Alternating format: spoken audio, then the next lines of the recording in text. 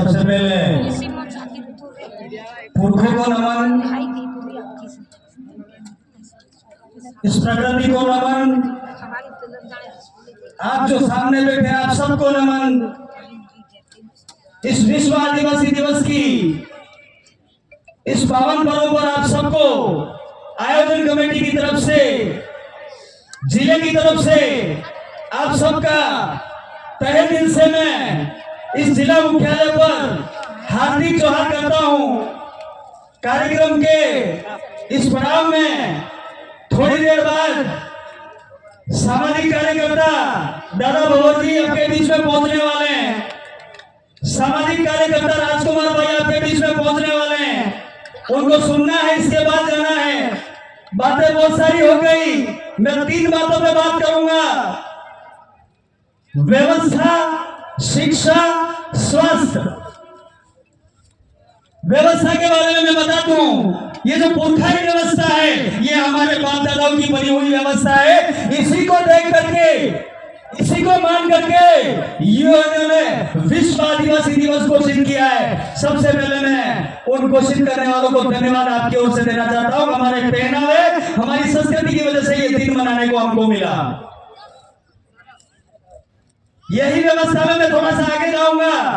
कहना चाहूंगा, हमारे किसी व्यक्ति का मौत हो जाता है, उसके 11-12 दिनों बाद एक कार्यक्रम होता है, सबका होता है, लेकिन अपनी व्यवस्था में कार्यक्रम थोड़ा सा संदेश पूर्ण होता है। वहां कुछ वक्ता बोलते हैं, हम जहां मौका मिलता है वहां आपके बीच में आकर के बात करते हैं। यहाँ प्रशासन के भी साथी बैठे हुए हैं, डिप्टी साहब बैठे हुए हैं, सीआई साहब बैठे हुए हैं, कोतवाली और प्रशासन के दूसरे साथी, मीडिया के साथी। मैं आप सब साथियों से, प्रशासन के और मीडिया के साथियों से कह देना चाहता हूं, पिछले दिनों आपने एक मुहिम चलाई पत्थरबाजों को लेकर के। उसमें आपने पंचायत वाइज मीटिंग करी, आप हमारे वहां पंचायत में भी पधारे। हमने आपको वहां अवगत कराया कि जितने भी पत्थर मारने वाले बच्चे हैं उसका एक से भी हमारा ताल्लुक नहीं है। एक साबित करके दिखा दो अगर हमने पत्थर मरवाया किसी से। ये राजनीतिक लोग अपनी रोटियां सेकने के लिए इनका धरातल खत्म हो गया है। उसकी वजह से आए दिन हमारे ऊपर अनर्गल आरोप लगाते हैं, हमारे कर्मचारियों को परेशान करते, हमारे समाज सेवियों को परेशान करते, जो निस्वार्थ भावना से इस समाज के साथ में कंधे से कंधा मिला करके लड़ रहे हैं। कई लोगों ने अपना बलिदान दे दिया है। बात स्वास्थ्य की कर लेते थोड़ी सी। यहाँ जितनी मेरी बेटियां, जितने मेरे बेटे बैठे हैं, इनका वजन करवाओगे तो 35-40 किलो वजन है। ये बात कहना इसलिए जरूरी है क्योंकि हम हर जगह जाते हैं, यही बात करते हैं। दिन का एक टेलीफोन हमारे पे आता है कि हमारी बच्ची को ब्लड देना है, इस हॉस्पिटल से पास में ही हॉस्पिटल है, और ये विडंबना है कि उसका पति है, उसको खून नहीं दे पाता है। सोचनीय बिंदु जरा सोचिएगा कि उसका पति है, उसका जीवन संगिनी को खून नहीं दे पा रहा है, वो उसको बचाने के लिए अपना ब्लड नहीं दे पा रहा है क्योंकि उसका वजन 50 किलो नहीं है। मेडिकल डिपार्टमेंट का तय है कि 50 किलो वजन वाला व्यक्ति खून दे सकता है। ये कहने का मतलब ये है कि हमारे बेटियां जितनी स्कूल जाती है, बेटे जितने स्कूल जाते हैं, ये वक्त ऐसा है खुद को मजबूत करने का, लड़ाई लड़ने का। आप सवेरे उठ करके भूखे ही स्कूल चले जाते हो। इस मंच के माध्यम से मैं आप सबसे निवेदन करना चाहता हूँ, मेरी बेटियों से निवेदन करना चाहता हूँ, कल से आप भूखी नहीं जाएंगी, दबा करके खाना खाएंगी।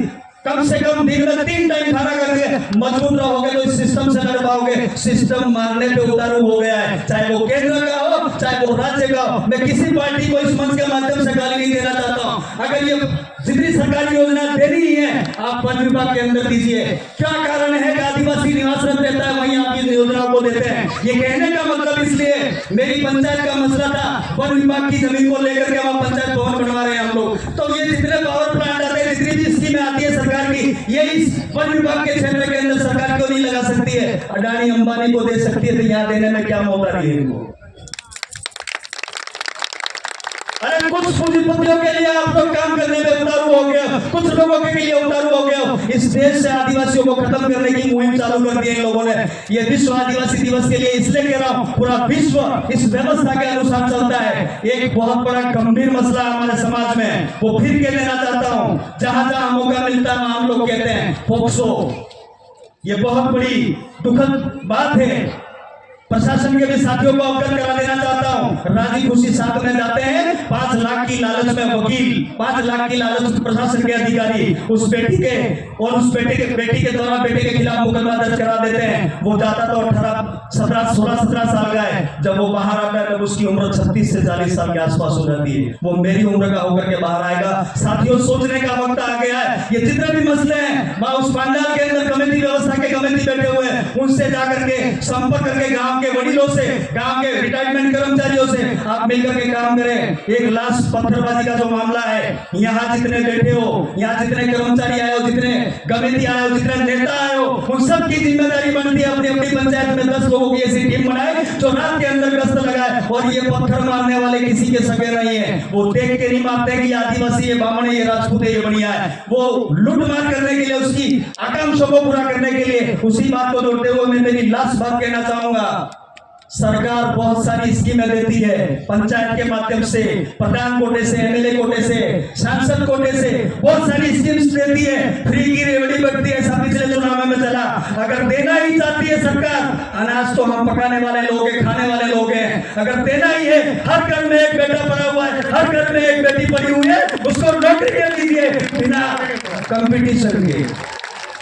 अगर आपको देने का ही शौक है और देना ही चाहते हो, आदिवासियों को भलाई करना चाहते हो, हर बेटा बेटी ट्रेनिंग करके बैठा हुआ है, उसको नौकरी दे दीजिए। यहाँ की समस्या खत्म हो जाएगी। बहुत सारी बातें दोस्तों करने को मन करता है। आज जो कार्यक्रम में हमने आयोजन कमेटी और हमने एक तय किया था कि डीजे के गानों पे हम लोग डीजे के गाने को हम लोग यहाँ नहीं प्रस्तुतियां करवाएंगे, लेकिन जिनका कार्यक्रम रह जाए वो मायूस मत होना। अक्टूबर महीने के अंदर बेंडा के अंदर कार्यक्रम है, वहां हम रात्रि कार्यक्रम में सारे सांस्कृतिक कार्यक्रमों को मौका दे देंगे, इसलिए आप निराश नहीं हुए। लास्ट एक और बात है, आज से ये प्रण करके जाइएगा, जो भी मेरी बेटियां बेटे और बड़े बेटे, बड़ों का सम्मान करिएगा। ये आपका अंकल है, ये आपका बड़ा भाई है, इस व्यवस्था पे चलोगे, सम्मान करोगे, सामूहिक परिवार में रहना है, दादा दादी के साथ रहना है, काका काकी के साथ रहना है, बाबा बाबी के साथ रहना है, उनकी बात को मानना है। और सरकारों को ये अवगत करा देना चाहता हूँ, कारोबार धीरे धीरे बढ़ रहा है, दे दीजिए जो देना चाहते हो।